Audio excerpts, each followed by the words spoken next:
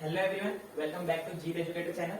तो गाइस, हमने पिछली वीडियो में माइक्रो इकोनॉमिक्स स्टार्ट किया था फर्स्ट चैप्टर, जिसमें मैंने आपको पीपीसी और अजम्पशंस ऑफ पीपीसी और कैरेक्टरिस्टिक्स ऑफ पीपीसी पढ़ा दिया था। तो गाइस, उसमें कुछ पॉइंट्स रह गए थे, तो मैं उनको इस वीडियो में कवर कर रहा हूँ। जो पॉइंट्स है attainable and unattainable combinations, whether straight and convex PPC exist और नॉट, चेंजेस इन पीपीसी।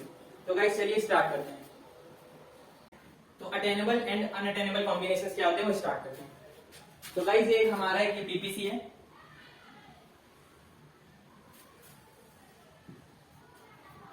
ये वाई एक्सिस है, ये एक्स एक्सिस है। यहाँ पर कोई एक कमोडिटी होगी, एग्जांपल बटर इन यूनिट्स। यहाँ पर एक कमोडिटी है गन्स इन यूनिट्स।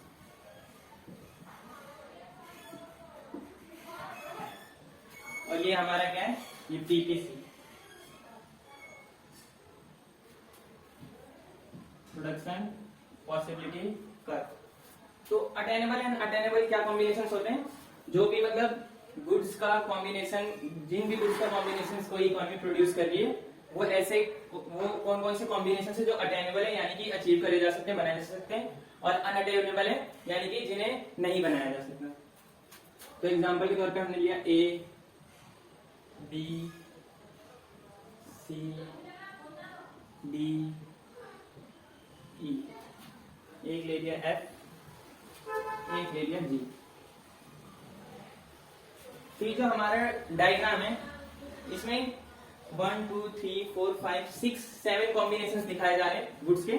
तो ये इन 7 कॉम्बिनेशंस में से कौन कौन से कॉम्बिनेशंस हमारे अटेनेबल है और कौन कौन से कॉम्बिनेशंस अनअटेनेबल है। तो सबसे पहले अटेनेबल,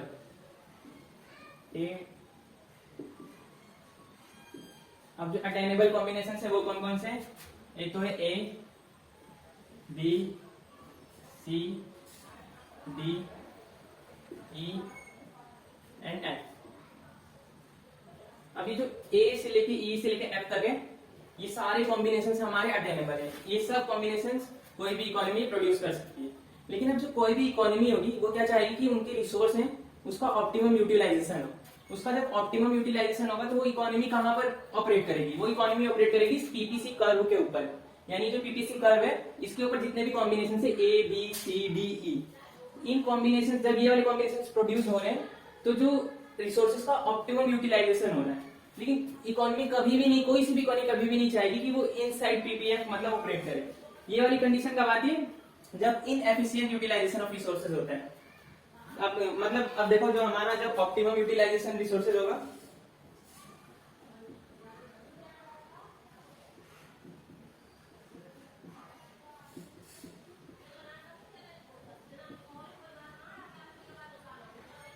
जब ऑप्टिमम यूटिलाइजेशन ऑफ रिसोर्सेज होगा तो इकोनॉमी कहां पर ऑपरेट करेगी? ए से लेकर ए टू ई। और जब इनएफिशिएंट यूटिलाइजेशन ऑफ रिसोर्सेज होगा,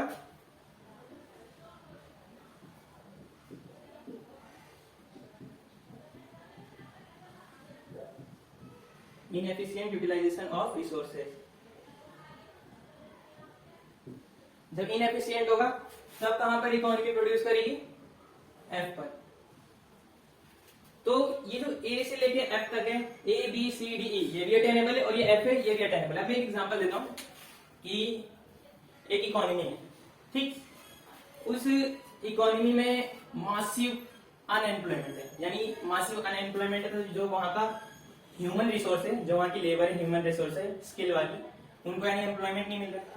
एम्प्लॉयमेंट नहीं मिल रहा है यानी कि उनका यूज नहीं हो पा रहा है। वो उस इकोनॉमी के रिसोर्स है, ह्यूमन रिसोर्स है, और उसका यूज नहीं हो पा रहा है। तो इस कंडीशन में क्या होगा? इकोनॉमी प्रोड्यूस तो करेगी, लेकिन क्या होगा, जो इकोनॉमी एफिशिएंट मतलब अपने सारे जो उसका रिसोर्स है, ह्यूमन रिसोर्स है, वो अनएम्प्लॉयड है, यानी मासिव अनएम्प्लॉयमेंट है।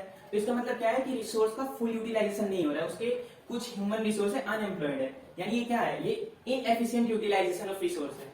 तो इस वजह से क्या होगा, अगर जिस भी इकोनॉमी में मासिव अनएम्प्लॉयमेंट होगी, उसमें उस कंडीशन में क्या होगा कि इकोनॉमी कहां पर ऑपरेट करेगी? Inside PPC.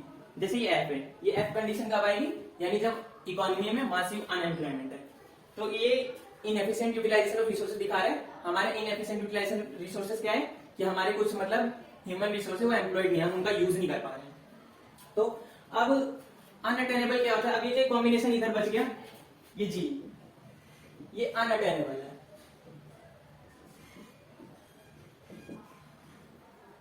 ये अनअटेनेबल क्यों है? क्योंकि जो ये इकोनॉमी है इसका रिसोर्स और टेक्नोलॉजी क्या है? फिक्स्ड है। अभी तो हम ये इसका रिसोर्स और टेक्नोलॉजी फिक्स्ड है, यानी ये कर्व शिफ्ट नहीं हो सकता है। तो इसीलिए हम ये वाली गुड्स एंड सर्विसेज बनाने के लिए जितना हमें रिसोर्स चाहिए वो है ही नहीं, तो यहाँ पे हम कभी पहुंच ही नहीं सकते। यहाँ पर हम किस केस में पहुंचेंगे? जब हमारा जो रिसोर्स और टेक्नोलॉजी है उसमें या तो कुछ एडवांसमेंट आए या रिसोर्स हमारा बढ़े। लेकिन हमारी क्या असम्पशन है कि रिसोर्स जो है फिक्स्ड है और टेक्नोलॉजी जो है कांस्टेंट है। तो अब ये अटेनेबल एंड अनअटेनेबल आपको समझ आ गया। अब मैं बता रहा हूं कि स्ट्रेट और कॉन्वेक्स पीपीसी होते हैं या नहीं होते हैं, या अगर होते भी तो उनकी असम्पशंस क्या होती है। तो गाइस स्ट्रेट और कॉन्वेक्स पीपीसी होता है या नहीं होता है, और अगर होता है तो उसकी क्या असम्पशंस होती है, क्या कंडीशन होती है। तो सबसे पहली बात गाइस, जो पीपीसी होता है वो कॉनकेव शेप का होता है। किसी भी इकोनॉमी का पीपीसी होता है वो कॉनकेव शेप का होता है। उसके पीछे रीजन क्या होता है? पिछली वीडियो में मैंने बताया था, जो हमारा एमआरटी होता है, मार्जिनल रेट ऑफ ट्रांसफॉर्मेशन, वो हमेशा इंक्रीजिंग होता है। तो हमारा जो पीपीसी होता है कॉनकेव शेप का होता है। इसका रीजन होता है क्योंकि जो हमारा एमआरटी है वो इंक्रीजिंग होता है। अब एमआरटी इंक्रीजिंग क्यों होता है? मैंने लास्ट वीडियो में भी बताया था, इसका रीजन दिया था। क्योंकि जब हम अपने रिसोर्स को एक कमोडिटी के प्रोडक्शन में से दूसरे कमोडिटी के प्रोडक्शन में डालते हैं, तो प्रोडक्टिविटी, उस रिसोर्स की जो प्रोडक्टिविटी होती है वो डिक्रीज हो जाती है। जिसके लिए मैंने एक एग्जांपल लिया था, मान लो एक वर्कर है, वो गन्स की फैक्ट्री में एम्प्लॉयड है और उसका स्किल जो है गन्स बनाने में वो हाईली स्किल्ड है। तो वो गन्स की फैक्ट्री में जब गन्स बना रहा है वो बहुत ही कम रिसोर्सेज में ज्यादा से ज्यादा गन बना रहा है। लेकिन जब इकोनॉमी में बटर की डिमांड बढ़ जाती है तो हमें बटर की सप्लाई बढ़ाने के लिए जब उस वर्कर को गन की फैक्ट्री में से निकाल के उस बटर की फैक्ट्री में डालना पड़ता है, तो वो तो उसका स्किल तो गन बनाने में, तो जब वो उसमें आता है बटर की फैक्ट्री में और जब बटर बनाने स्टार्ट करता है तो वो रिसोर्सेज, ज्यादा से ज्यादा रिसोर्स इस्तेमाल करता है और कम से कम बटर बनाता है। तो इससे क्या हमें पता चल रहा है कि जो है रिसोर्स की प्रोडक्टिविटी है, उस रिसोर्स की प्रोडक्टिविटी जो है डिक्रीज हो रही है। तो इस रीजन की वजह से जो हमारा पीपीसी होता है कॉनकेव होता है। अब क्या पीपीसी स्ट्रेट और कॉन्वेक्स भी हो सकता है? इसके लिए क्या कंडीशन होगी अगर होगा तो?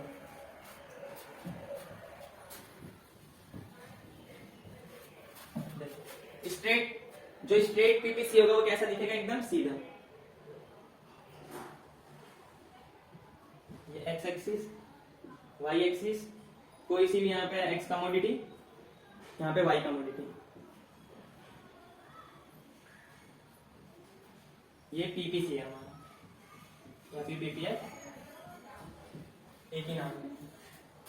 तो ये सिर्फ एक केस में होगा, इस केस में होगा अगर हम अज्यूम करेंगे। क्या अज्यूम करेंगे? कि जो हमारा मार्जिनल रेट ऑफ ट्रांसफॉर्मेशन है वो कैसा है? कांस्टेंट है। यानी अगर हमारा if MRT is constant then PPC is straight. यानी जब हमारा marginal rate of transformation constant है, इसका मतलब क्या है? इस एमआरटी कांस्टेंट होने का मतलब क्या है? एमआरटी क्या होता है? सबसे पहले देखो, एमआरटी होता है change in units sacrificed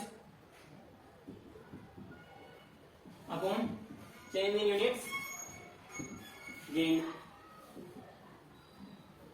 change in units gain. तो हमारा इसमें क्या होगा? जब हम वन कमोडिटी ऑफ, मतलब one unit of commodity butter का प्रोडक्शन हम इंक्रीज करेंगे, और उस प्रोडक्शन को इंक्रीज करने के लिए सिर्फ वन यूनिट का ही प्रोडक्शन हमें गन का डिक्रीज करना पड़ेगा, तो ये कांस्टेंट आएगा। यानी हमने जो गन की जो प्रोडक्शन 1 यूनिट से घटाई वो 1 आया, अपन हमें कितना गेन हुआ? 1। तो ये कांस्टेंट रेशो है। यानी जब हम 2 सैक्रिफाई करेंगे गन करेंगे तो हमें 2 बटर मिलेगा। जब इस तरीके से कांस्टेंट रेशो आएगा तो हमारा एमआरटी कैसा आएगा? एक कांस्टेंट आएगा, फिक्स आ जाएगा। उस केस में क्या होता है? जो हमारा मार्जिनल रेट ऑफ ट्रांसफॉर्मेशन है वो एक स्ट्रेट लाइन आ जाती है। तो गाइस अब कॉन्वेक्स पीपीसी एग्जिस्ट होगा, यानी ये भी बता देते हैं।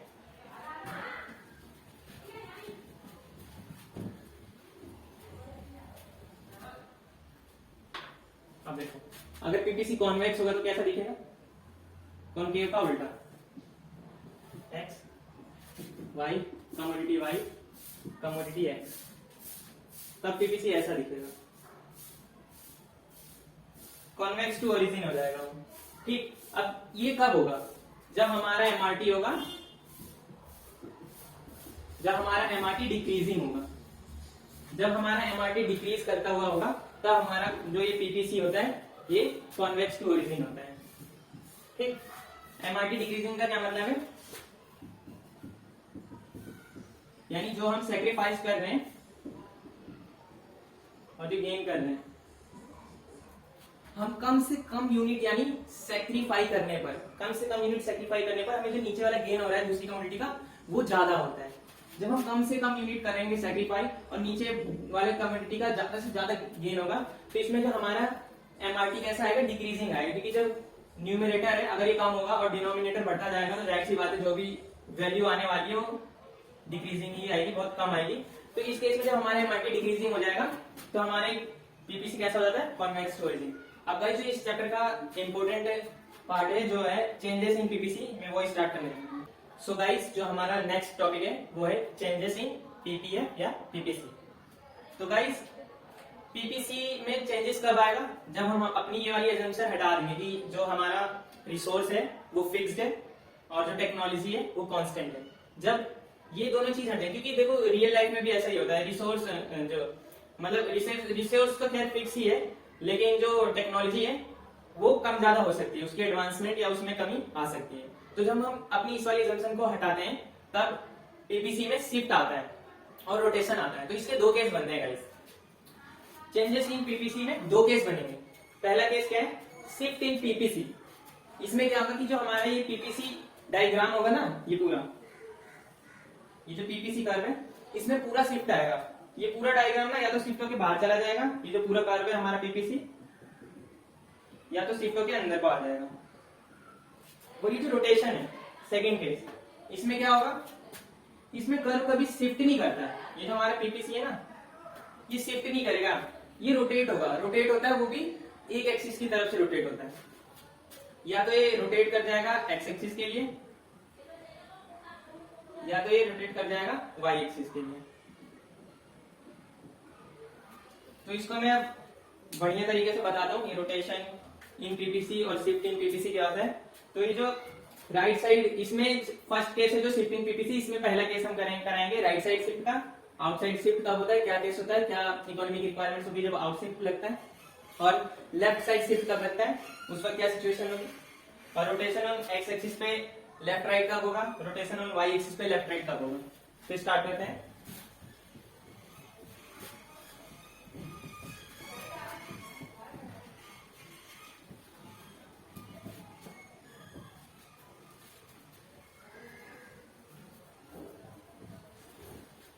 तो हम अपना पहला केस का फर्स्ट डायग्राम बना रहे हैं राइट साइड शिफ्ट का। हम पहला फर्स्ट केस ले रहे हैं, केस 1 शिफ्ट इन पीपीसी।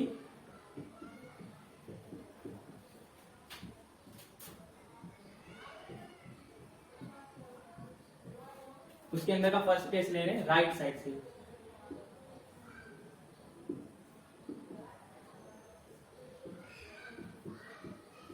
अब गाइस ये हमारा डायग्राम है।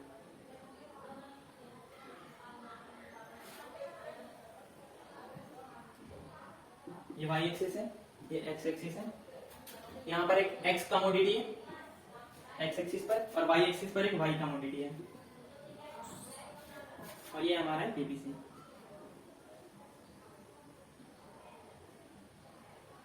मेरा मार्कर खत्म हो गया इसलिए थोड़ा लाइट चल रहा है। तो जो हमारी अजम्पशन होती है पीपीसी क्या है, रिसोर्स और जो टेक्नोलॉजी हमारी वो फिक्स्ड और कांस्टेंट है।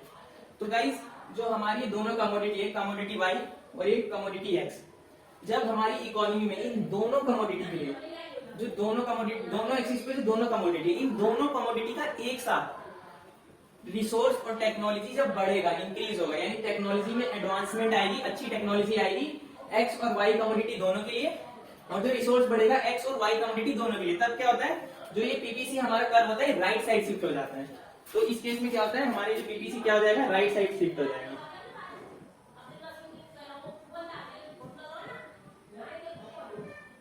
तो ये जो हमारा पीपीसी इस केस में क्या हो गया, राइट साइड शिफ्ट हो गया है। अब हम इसको नाम दे देंगे, ये वाला नाम हो जाएगा पीपी और ये हो जाएगा P1 P1। तो जब हमारा रिसोर्स और टेक्नोलॉजी Y कमोडिटी और X कमोडिटी दोनों के लिए फिक्स्ड और कांस्टेंट था, तब हमारा पीपीसी ब्लैक वाला था। और जैसे ही हमारा रिसोर्स और टेक्नोलॉजी में दोनों कमोडिटी के लिए एक साथ जब एडवांसमेंट और इंक्रीज हुआ, तो हमारा पीपीसी यानी हमारी जो इकोनॉमी की प्रोडक्शन की जो कैपेसिटी थी वाई और एक्स कमोडिटी की, वो दोनों इंक्रीज हो गई। तब हमारे जो पीपीसी क्या होगा, वो आउटसाइड यानी राइट साइड शिफ्ट हो जाएगा। ठीक, तो अब हम इसका सेकंड केस क्या लेंगे, इसी का उल्टा होगा। वो क्या होगा, लेफ्ट साइड से। तो लेफ्ट साइड कब होगा,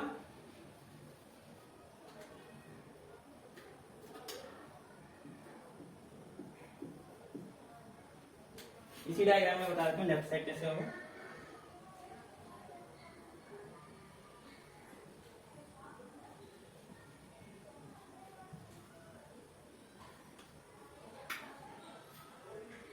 अब फिर से ये हमारा एक नॉर्मल पीपीसी है, एक इकोनॉमी है, उसमें वाई और एक्स कमोडिटी प्रोड्यूस किया जा रहा है। और इस वक्त जो है, जब तक रिसोर्स और टेक्नोलॉजी फिक्स्ड है और उसमें कोई एडवांसमेंट वगैरह कुछ नहीं आई है, तो हमारी इकोनॉमी इस ब्लैक वाले पीपीसी के ऊपर ऑपरेट कर रही है। अब क्या होगा, अब इस इकोनॉमी में लेफ्ट साइड शिफ्ट यानी इनवर्ड शिफ्ट कब लगेगा, जब वो रिसोर्स है वो कम हो जाएंगे, खत्म हो जाएंगे, या तो जो टेक्नोलॉजी थी वो डिग्रेड हो जाएगी। जब हमारी टेक्नोलॉजी डिग्रेड हो जाएगी और रिसोर्सेज कम हो जाएंगे, तब क्या होगा, इकोनॉमी की जो कैपेसिटी है प्रोडक्शन की, वाई और एक्स कम्युनिटी जो प्रोड्यूस कर रही है उसकी कैपेसिटी भी कम हो जाएगी। उस केस में क्या होगा, जो हमारी इकोनॉमी का पीपीसी कर्व है वो इनसाइड आ जाएगा। इनसाइड आ जाएगा तो ये कुछ इस तरीके से दिखेगा कि इनसाइड को शिफ्ट लग गया। हमारे पुराना वाला था पीपी और नया वाला हो गया P1 P1। तो गाइस जो हमारा सेकंड टॉपिक है वो है रोटेशन इन पीपीसी। अब इस केस में पूरा जो हमारा पीपीसी था, जैसे शिफ्ट में पूरा आउटसाइड और इनसाइड जो शिफ्ट कर देता था, पूरा पीपीसी एक्स एक्सिस और वाई एक्सिस दोनों साइड से शिफ्ट हो रहा था। अब इस केस में क्या होगा, सिर्फ रोटेट होगा, दोनों तरफ से पूरा शिफ्ट नहीं होगा।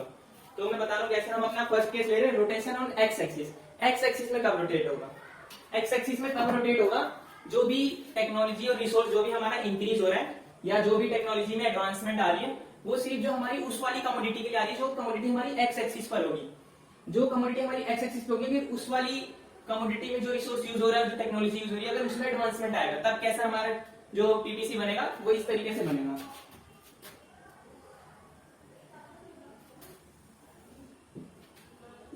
ये एक्स एक्सिस है, ये वाई एक्सिस है, और ये हमारा एक नॉर्मल पीपीसी। ठीक, यहाँ पर हमारी एक कमोडिटी है एक्स, यहाँ पर हमारी एक कमोडिटी है वाई। अब जो हमारी एडवांसमेंट ऑफ टेक्नोलॉजी आई है वो एक्स कमोडिटी के लिए आई है, वाई के लिए तो नहीं आई है। तो इसलिए जो अब हमारा जो पीपीसी होगा वो कुछ इस तरीके से रोटेट होगा। वाई की प्रोडक्शन तो उतनी ही रहेगी, क्योंकि जो इसका रिसोर्स और इसकी टेक्नोलॉजी में कोई चेंज नहीं आया है, लेकिन एक्स की टेक्नोलॉजी में एडवांसमेंट आया, उसका रिसोर्स बढ़ा है, तो ये एक्स का प्रोडक्शन इकोनॉमी में बढ़ जाएगा। तो इस तरीके से पीपीसी जो है रोटेट हो जाएगा एक्स एक्सिस पे, ये बाहर की तरफ राइट साइड रोटेशन है। हमारा पुराना वाला था पीपी और जो नया वाला है वो P टू P1। ब्लैक वाला जो कर्व है वो जब एक्स एक्सिस की कमोडिटी पे कोई जब चेंज नहीं आया था तब का है, और जब एक्स एक्सिस की कमोडिटी की जो टेक्नोलॉजी और रिसोर्सेज है उसमें जब चेंजेस आ गए तो वो ऐसे राइट साइड शिफ्ट हो गया। अभी जो राइट साइड शिफ्ट हुआ इन टेक्नोलॉजी में एडवांसमेंट आई है ना, तो अगर क्या होगा कि जब एक्स एक्सिस की कमोडिटी में जो प्रोडक्शन में जो रिसोर्स और जो टेक्नोलॉजी लग रही थी उसका डिग्रेडेशन हो जाए, तब क्या होगा, जो ये हमारा ये जो पीपीसी बाहर की तरफ शिफ्ट हुआ है वो तब एक्स, क्योंकि वो जो डिग्रेड हुआ है रिसोर्स और जो टेक्नोलॉजी वो एक्स एक्सिस के लिए हुआ है, तब क्या होगा, हमारा लेफ्ट साइड आ जाएगा। यहाँ वाई एक्सिस का कोई चेंज नहीं आएगा, क्योंकि वाई एक्सिस का जो टेक्नोलॉजी वाई एक्सिस में लग रही है, जो रिसोर्स यूज हो रहा है उसमें कोई चेंज नहीं आया है, सिर्फ जो डिग्रेड हुआ है वो सिर्फ एक्स एक्सिस वाला है। तो इस केस में कैसा हो जाएगा, हमारा जो डायग्राम है अंदर की तरफ आ जाएगा पीपीसी का। ये पीपीसी का कुछ इस तरीके से आ जाएगा, हो जाएगा P1। ठीक, जब सिर्फ एक ही कमोडिटी की जो हमारी सिर्फ सिंगल कमोडिटी में कमोडिटी की प्रोडक्शन में जो रिसोर्स लग रहे हैं और जो उसमें टेक्नोलॉजी लग रही है, सिर्फ जब उसमें चेंजेस आते हैं तो हमारी जो इकोनॉमी का पीपीसी होता है वो कुछ इस तरीके से काम करता है। जब वो जैसे यहाँ पे दो गुड्स थे, सिर्फ एक्स गुड्स की जो टेक्नोलॉजी और रिसोर्स यूज था उसमें जब एडवांसमेंट आया तो हमारा जो पीपीसी था वो पीपी से रोटेट होकर P टू P1 चला गया, और जब एक्स एक्सिस के जो रिसोर्स और टेक्नोलॉजी थी उसमें डिग्रेडेशन आया तो हमारी इकोनॉमी का जो पीपीसी था वो पीपी से लेफ्ट वर्ड की तरफ आ गया, PP टू P2। तो अब जब सेम इसी तरीके से हमने रोटेशन एक्स एक्सिस पे करके दिखाया है। आप पहले खुद अपनी कॉपी में वाई एक्सिस के लिए करके देखिए और मेरी वीडियो पॉज कर दीजिए और उसके बाद मेरे से मिलाइए। अब देखिए अब हम यही सेम चीज वाई एक्सिस के लिए करके दिखाएंगे।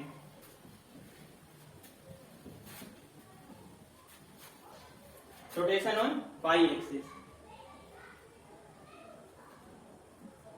वाई एक्सिस का अब हम बनाएंगे, पहले पीपीसी बनाएंगे, नॉर्मल पीपीसी बना देंगे पहले, बिगर चेंज से पहले का। ये वाई एक्सिस, ये एक्स एक्सिस, ये जीरो। एग्जांपल के लिए यहाँ पर आ गई एक्स कमोडिटी, यहाँ पर एग्जांपल के लिए लिया हमने वाई कमोडिटी। ठीक, ये हमारा बन गया क्या, नॉर्मल पीपीसी। ये हमारा नॉर्मल पीपीसी बन गया। अब जो हमारी टेक्नोलॉजी, जो पीपीसी में, जो हमारी इकोनॉमी में दो गुड्स जो प्रोड्यूस हो रहे हैं, एक कमोडिटी वाई, एक कमोडिटी एक्स। अब जो हमारी मतलब जो है चेंजेस आ रहे हैं, जो टेक्नोलॉजी और रिसोर्स में चेंजेस आ रहे हैं, वो एक्स कमोडिटी के लिए नहीं आएगा, वो किसके लिए आएगा, सिर्फ और सिर्फ वाई कमोडिटी के लिए आएगा। तो इस केस में क्या होगा, जब वाई कमोडिटी के लिए आएगा तो अगर वो टेक्नोलॉजी जो चेंज आ रहा है वाई कमोडिटी के लिए, वो टेक्नोलॉजी एडवांसमेंट है और रिसोर्स जो वाई एक्सिस में यूज हो रहे हैं वो बढ़ रहा है, तो उस केस में क्या होगा, जो हमारे पीपीसी है वो सिर्फ वाई एक्सिस की तरफ से रोटेट होगा। एक्स एक्सिस की टेक्नोलॉजी में कोई चेंज नहीं आ रहा है, इसलिए वो ऐसे ही रहेगा, एज इट इज यहीं पर रहेगा। तो जब हमारी एडवांसमेंट ऑफ टेक्नोलॉजी जो यूज हो रही है वाई एक्सिस की वो बढ़ रही है, तो इस केस में क्या होगा, जो हमारा पीपीसी है वो आउटसाइड शिफ्ट कर जाएगा, राइट साइड। यहाँ पे सेम रहेगा। ठीक, ये था P से P और ये P टू P1 हो गया। जब वाई एक्सिस की टेक्नोलॉजी और रिसोर्स एडवांसमेंट आई है उसमें, अब क्या होगा कि अगर जो है एडवांसमेंट की जगह उसमें डिग्रेडेशन आ जाए, तब क्या होगा, ये जो हमारा कर्व बाहर की तरफ शिफ्ट हुआ है वो जो रोटेट हुआ है वो अंदर की तरफ रोटेट हो जाएगा। कैसे, कुछ इस तरीके से P2, यानी जब जो वाई कमोडिटी में जो भी टेक्नोलॉजी और रिसोर्स लग रहा था उसका डिग्रेडेशन हो जाए, तो तब डायग्राम कुछ ऐसा बनेगा। तो गाइज ये मैंने क्लास 11 का फर्स्ट चैप्टर पूरा करवा दिया है। गाइज अगर आपको ये मेरा पढ़ाने का तरीका पसंद आ रहा है, अच्छा लगा है, तो आप हमारे चैनल को सब्सक्राइब, लाइक, शेयर और कमेंट करिए और अपने दोस्तों को भी हमारे चैनल के बारे में बताइए, मेरी वीडियोस उनको शेयर करिए। Thank you guys.